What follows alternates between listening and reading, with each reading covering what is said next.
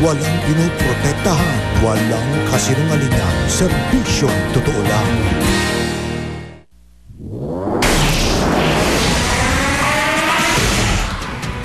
Saksihan, mga motoristang naghahabol makauwi sa probinsya.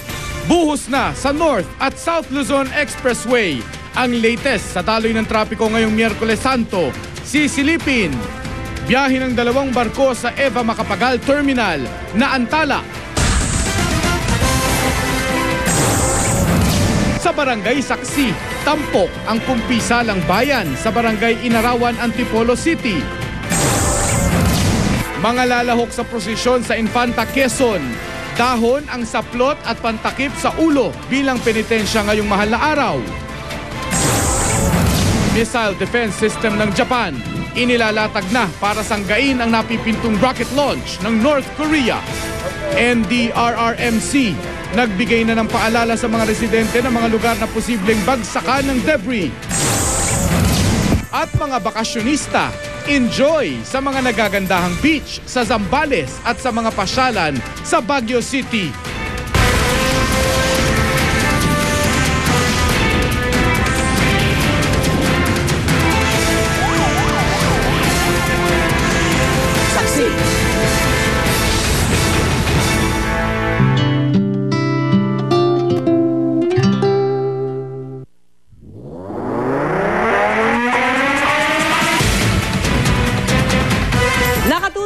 Ang inyong liga ng katotohanan para ihatid sa inyo ang mga pinakasariwang balita ngayong Miyerkules Santo.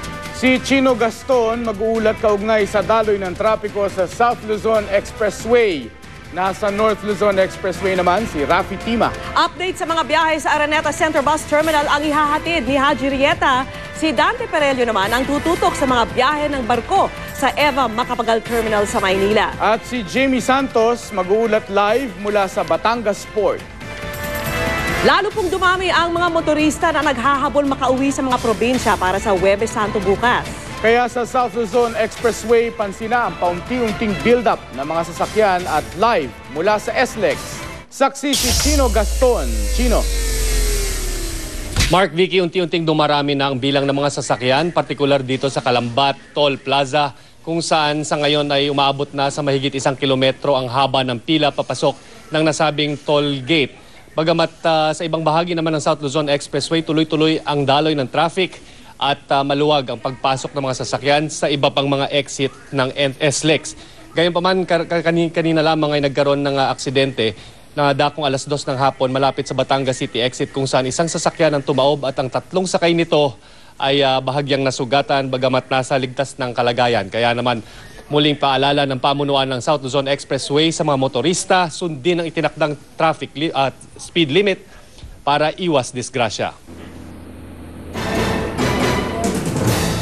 Pansin na ang pabugso-bugsong build-up ng mga sasakyan sa mga toll plaza sa South Luzon Expressway ngayong gabi. Lagpas na raw sa 220,000 na sasakyan ang dumaan sa kabuang South Luzon Expressway. Dito sa Calambat Toll Plaza, nagdagdag na ng mahigit 10 ambulant tellers o toll collectors para mapabilis ang pagkolekta ng toll. Kaninang hapon, personal na ininspeksyon ni Toll Regulatory Board Executive Director Attorney Edmond Reyes ang mga paghahanda para tiyaking ligtas ang mga motorista ngayong Semana Santa.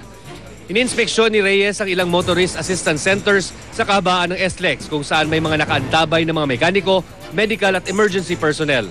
Yung kaligtasan yung pinakamataas na concern ng atin Secretary Rojas for this year's travels, and we're not taking any chances because this is the heaviest day for travel in this season. Kaninang hapon, may grass fire na namataan sa tabi ng expressway sa Santa Rosa at Calamba. Delikadong usok mula sa grass fire. Maaari kasi itong maging dahilan ng aksidente dahil pinabababa nito ang road visibility. Panawagan ng pamunuan ng SLEX sa mga motorista, huwag magtapon ng mga upos ng sigarilyo, lalo na tuyo ang mga damo, dala ng matinding tag-init. Mark, Vicky, live na kuha po yan dyan sa video monitors dito sa loob ng Traffic Control Center ng South Luzon Expressway sa Calamba exit o Calamba Toll Plaza. At sinasabi ng pamunuan ng SLEX na dahil sa pila na umabot nga ng 1 kilometro, aabutin daw ng 10 to 15 minutes o 15 to 20 minutes bago ka makalagpas sa nasabing toll plaza. Batay naman sa mga nakausap nating mga professional mechanics dito sa mga motorist assistance centers kanina sa kahabaan ng SLEX, paalala nila sa mga balak gumamit ng sariling sasakyan papunta ng probinsya, tiyaking nasa kondisyon ang lahat ng mga sasakyan at gumagana ang lahat ng mga signal lights para pansin din kayo ng ibang motorista. Tiyakin ding hindi kalbo ang mga gulong at may sapat pang mga treads na natitira dito. At live mula dito sa Traffic Control Center ng South Luzon Expressway, ako si Chino Gaston, ang inyong saksi. Silipin naman po natin ang daloy ng mga sasakyan panorte. At live mula sa North Luzon Expressway, saksi si Rafi Tima. Rafi! Tulad ng inasahan, Vicky, ngayong gabi na nga ang pagdaan ng bulto ng mga motorista dito sa North Luzon Expressway. Simula kaninang alas 2 ng hapon ay umabot sa puntong 6,000 sasakyan na ang pumapasok dito kada oras. Pinakaramdam ang pagdagsa ng mga sasakyan dito sa Balintawak Toll Plaza, ang pangunahing entry point papasok sa NLEX mula sa Kamaynilaan. Sa ngayon, medyo maluwag, nagkakaroon lang ng konting pag-iipon dito sa papasok ng mga sasakyan. Hindi tulad kanina kung saan nagkaroon ng makapal na sasakyan dito naman sa papasok ng North Luzon Expressway. Kanina nga ay kinailangan pang mag-deploy ng mga ambulance carriers pero agad ding inalis ang mga ito dahil bumilis naman ang daloy ng mga sasakyan.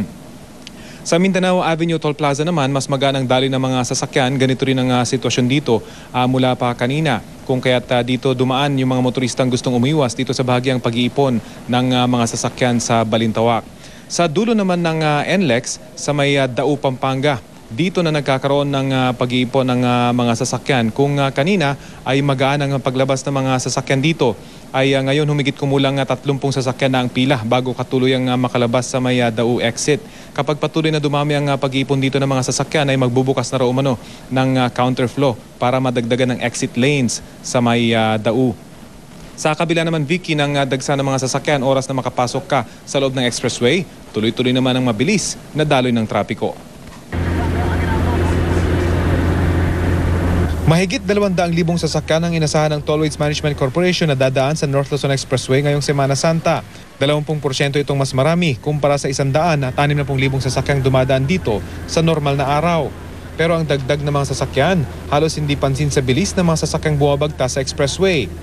Ang pamilya Sinson nga natuwa sa bilis ng biyahe. Inasahan daw nilang maiipit sa traffic para sa kanilang biyahe patungong Baguio pero hindi nila ito naranasan. Mula Balintawak hanggang dito, wala namang problema, tuloy-tuloy. Yung inasahan nyo ba na magkaka-traffic? Inaasahan ko ma-traffic pero surprisingly walang traffic. Para lalo pang mas maging maginhawa ang biyahe, nakaalalay ang mga Motorist Assistance Center sa mga gasolinahan. Isa na rito ang Bantay Biyahe Boost ng GMA News TV. Dito, pwedeng magpatingin ng blood pressure. Meron ding ibinibigay ng mga libreng items. Yung Bantay Biyahe, 7th year na namin ginagawa to. So, aside from the free blood pressure check-up, may mga freebies din pwede silang makabunot ng mga travel essentials like tumblers and umbrellas and yung mga mini fans nga namin. Nagpaalala naman ng Red Cross sa mga biyahero ngayong pabago-bago ang lagay ng panahon. Bandang hapon kasi kanina, biglang bumuhos ang napakalakas na ulan matapos ang sobrang init na katanghalian. Magpahinga muna bago bumiyahe or mag-take muna ng lots of fluids para sa biyahe nila hindi po sila talaga mahilo, makasurvive sa hilo. Yung iba kasi natatakot na baka ihi ng ihi pero marami namang stops dito, di ba? Marami naman po tayong stopover so po pwede po silang umihi ng umihi. If ever na kailangan talaga nilang mag-take ng fluids, kailangan po talaga nilang mag-take ng fluids. Kaninang umaga, nag-inspeksyon naman ang mga opisyal ng Toll Regulatory Board sa operasyon ng Tollways Management Corporation. Nais tiyakin ng TRB na maayos at operational ang mga Motorist Assistance Center sa kahabaan ng NLEX para sa inaasahang mahigit 200,000 motoristang dadaan dito. Malaking bagay umano, Vicky, ang pagbubukas ng express lane sa Balintawak at Mindanao Avenue entry at NLEX para hindi mag-ipon gaano yung mga sasakyan sa mga exit points, particular sa Dao at sa entry points naman ng SCTEX. Halos 1,000 sasakyan ang tinatayang gumamit sa express lane kung saan isang bayaran na lang mula dito sa umpisa ng NLEX hanggang sa dulo ng SCTEX. Mula dito sa Traffic Control Room ng North Luzon Expressway, ako si Rafi Tima, ang inyong saksi. Siksika na ang mga pasahero sa Araneta Center Bus Terminal. Nagkakaubusan na rin daw ng ticket sa mga ordinary bus.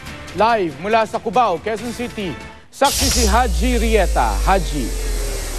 Yes, Mark, patuloy nga pagdagsa ng mga pasahero na magsisiwian sa kanilang mga probinsya. At kung makita niyo sa aking likuran, ito yung mga pasahero na magsasakay ng alas 11:30 ngayong gabi. Ito kasi yung last trip papunta o pauwi nga sa iba't ibang mga probinsya. Samantala, kinabukasan naman, alas 5 na umaga ang oras ng first trip. Ito yung unang biyahe pauwi ng iba't ibang probinsya. Samantala, kanina ay may mga nakausap tayong ilang mga pasahero na ngayon pinili nilang bumiyahe sa kanilang mga probinsya dahil nga sa kanilang mga trabaho. Gaya nga ni Manong Cesar, na ngayon lang daw uuwi ng probinsya dahil pumasok sa trabaho hanggang kanina. Ngayon lang daw siya magkakaalis pauwi ng Bicol. Sa dami nga ng pasahero ngayong gabi ay siksikan na sa terminal. May trabaho kasi ako eh. Paano maraming tao siksikan? Okay. Ayos lang, basta makauwi lang sa probinsya. Sa dami nga ng pasahero ngayong gabi ay siksikan na sa terminal. Ang mga ordinary bus punuan na. Si Melanie Cadiente kasamang anak pauwi ng Naga at muntik pa ngang maging chance passenger dahil paubos na ang tiket sa sasakyang bus. Hindi naman kayo naubusan ng tiket ngayong araw? Muntik na nga eh, naghabol lang. Bakit kasi ngayon lang po, ma'am? Kasi nga, busy pa yung kapatid ko, may trabaho siya. Mark, sa kapal nga ng tao dito sa may Araneta Bus Center ay patuloy pa rin na naka-standby. Itong Red Cross team, pati ang DOTC at maging na rin ang Police Assistance Center ay naka-standby din para sa mga pasahero na maaring matulungan sakali magkaroon nga ng problema. At live mula dito sa Araneta Center Bus Terminal, ako po si Haji Rieta, ang inyong saksi.